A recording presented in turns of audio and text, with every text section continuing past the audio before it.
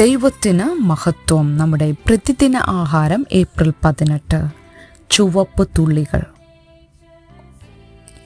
അവൻ്റെ വിയർപ്പ് നിലത്തു വീഴുന്ന വലിയ ചോരത്തുള്ളികൾ പോലെയായി.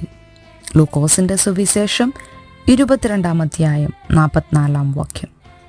ഡച്ച് ആർട്ടിസ്റ്റ് വിൻസെൻ്റ് വാൻ ഗോഗിൻ്റെ ഒലിവ് ട്രീ പെയിൻറ്റിങ്ങുകളിൽ ഒന്നിൻ്റെ ശക്തമായ ബ്രഷ് വർക്കുകളും ചടുലമായ നിറങ്ങളും സ്കോട്ടിഷ് നാഷണൽ ഗാലറിയിലൂടെ നടക്കവേ എന്നെ ആകർഷിച്ചു.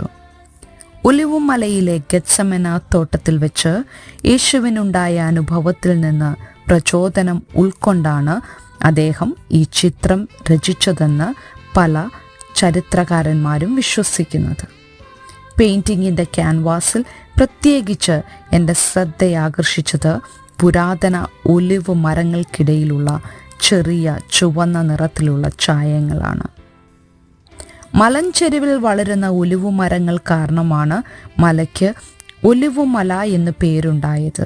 തൻ്റെ ശിഷ്യനായ യൂദ തന്നെ ഒറ്റിക്കൊടുക്കുമെന്ന് പ്രവചിച്ച ആ രാത്രിയിൽ യേശു പ്രാർത്ഥിക്കാൻ അവിടേക്ക് പോയി.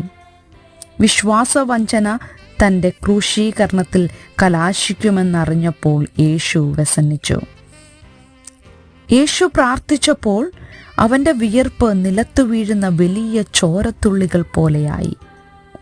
വളരെ കാലം മുമ്പുള്ള ആ ദുഃഖവെള്ളിയാഴ്ചയിൽ ശാരീരികമായി രക്തം ചൊരിയുന്ന ഒരു പരസ്യമായ വധശിക്ഷയുടെ വേദനയ്ക്കും അപമാനത്തിനും തയ്യാറെടുക്കുമ്പോൾ യേശുവിൻ്റെ വേദന തോട്ടത്തിൽ പ്രകടമായിരുന്നു.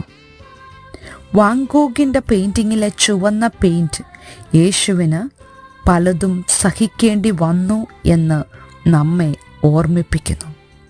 കഷ്ടപ്പാടുകൾ യേശുവിൻ്റെ കഥയുടെ ഭാഗമാണെങ്കിലും അത് മേലിൽ ചിത്രത്തിൽ ആധിപത്യം സ്ഥാപിക്കുന്നില്ല.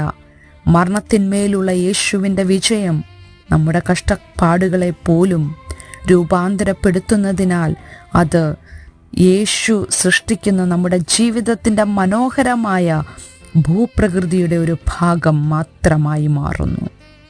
ചിന്തിക്കുക, യേശുവിൻ്റെ കഷ്ടപ്പാടുകൾ നിങ്ങൾ ഓർക്കുന്നത് പ്രധാനമായിരിക്കുന്നത് എന്തുകൊണ്ട്? നിങ്ങൾ കഷ്ടത അനുഭവിക്കുമ്പോൾ യേശുവിൻ്റെ മാതൃക നിങ്ങളെ എങ്ങനെ സഹായിക്കും? ദൈവത്തിന് മഹത്വം.